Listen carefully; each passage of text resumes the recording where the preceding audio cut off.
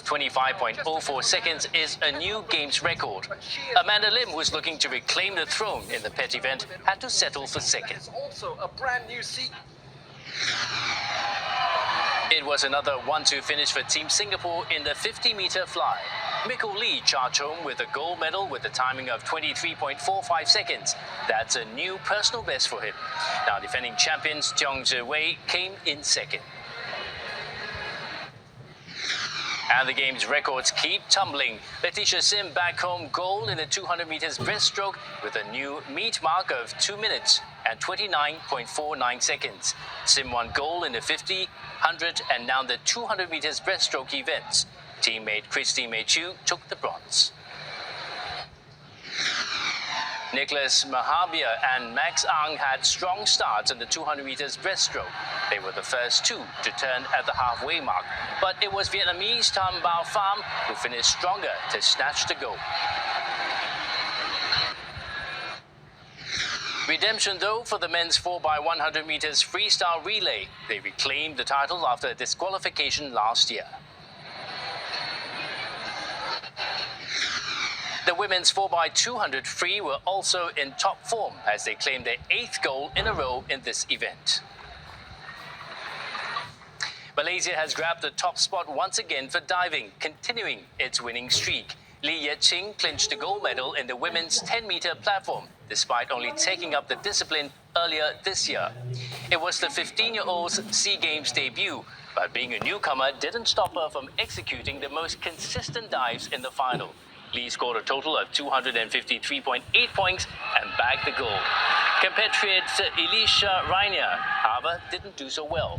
Malaysia missed the opportunity to have a double podium finish in this event. Vietnam's Bui Thi Hong Zhang came in second with an overall score of 242.2. And Gladys Garina from Indonesia in top 3 once again. She accumulated 228 points and claimed bronze to add to a silver medal won in 3-meter springboard final. In men's basketball, Indonesia started their title defense by crushing Laos by more than 100 points to win 141-37. The defending champions were never tested, earning a point gap difference of more than 20 by the end of the first quarter. 9 Indonesian players scored double figures by the end of the game, with Andakara Prastawa scoring more than 20 points alone. Indonesia is set to play against Vietnam on Friday. Over to the volleyball courts, Thailand remains on track to defend their gold medal in the women's event, sweeping out Myanmar in Group A with a straight set win. At set point, a controlled deflection from Thailand allowed the team to close out the first set at 25-8. They continued to dominate the rest of the game, scoring 25-8 in the second set and 25-6 in the third. Thailand is now seated at the top of the table in Group A and will face Malaysia next. And that's your SEA Games update. Here is a quick look at the standings so far. Vietnam in the lead with 50 gold, followed by host Cambodia and Thailand. Both countries have 47 gold. Ahead on Asia Now, we'll check the top stories. ASEAN Chair Indonesia reports no significant progress on implementing a peace plan aimed at ending bloodshed in Myanmar. This news, China's consumer inflation slows to its weakest pace in April, in part due to sluggish domestic demand.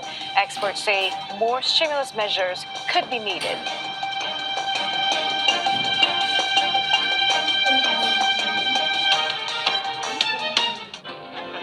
Warm memories wherever you go. The weather, sponsored by Qatar Airways.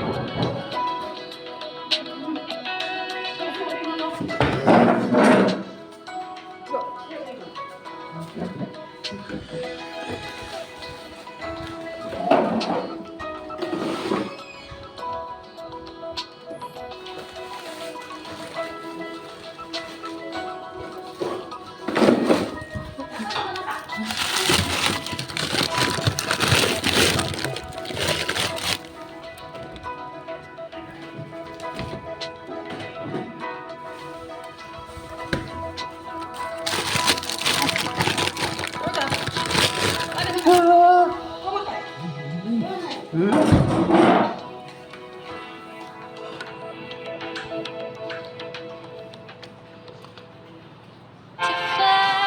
weather, sponsored by Qatar Airways.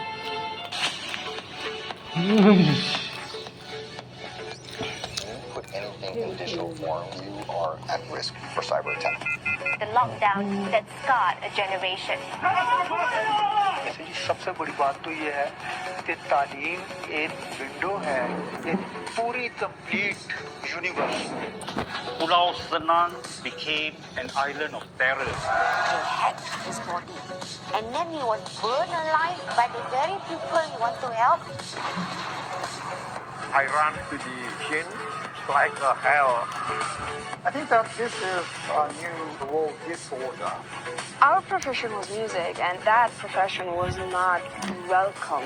If you could make almost anything, what would you do with that? We have artificial intelligence, which will tell us which is the best embryo to implant. Over here, tech support means scam. Kalau Mila waktu main itu kayak ngerasa seneng bangga sama diri sendiri.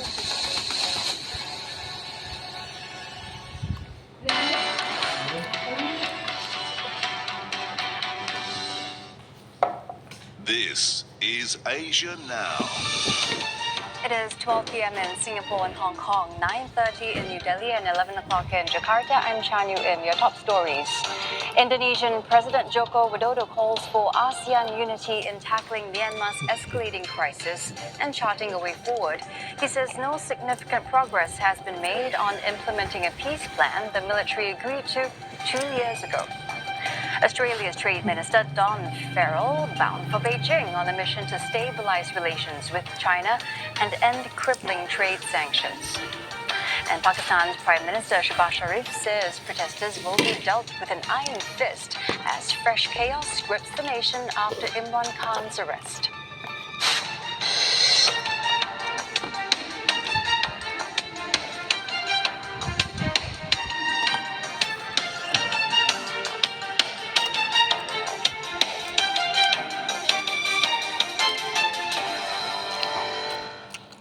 Indonesian President Joko Widodo says Myanmar's ruling military has made no significant progress on implementing a peace plan agreed with ASEAN 2 years ago.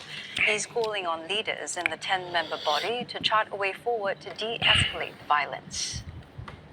Saya harus berterus terang bahwa implementasi 5-point konsensus belum ada kemajuan yang signifikan. Sehingga diperlukan kesatuan ASEAN untuk merumuskan langkah-langkah ke depan. Tapi yang ingin saya sampaikan adalah, yang ingin saya pastikan adalah bahwa isu Myanmar tidak boleh menghambat percepatan pembangunan komunitas ASEAN. ASEAN Secretary General told Reuters that the 5-point consensus will continue to serve as the foundation for engagement. Myanmar's military chief, Min Aung Hlaing, has repeatedly ignored the plan that was designed to end hostilities. It also calls for full humanitarian access and dialogue with all parties. But violence in the country has only escalated as the military struggles to consolidate its hold on power. Data from the non-profit group AAPP shows that nearly 3,500 people have been killed since the takeover. Now, CNA's Chandni Vatvani has more on some of the expected outcomes as ASEAN wraps up its 3-day meeting later today. Some of the key outcomes that we are expecting from these meetings. Firstly, Timor-Leste, the roadmap to Timor-Leste's membership in ASEAN is expected to be agreed upon. And in fact, it is hoped that Timor-Leste will be able to comply with all the criteria which is outlined in this roadmap that is to be adopted at this summit so that it may become a full-fledged member of ASEAN soon. Secondly, we are also expecting a joint cooperation dealing with human trafficking or trafficking in persons due to misuse or abuse of technology. Now, I have actually seen a draft copy of this joint cooperation, and it appears that member states will be looking to cooperate and collaborate with each other's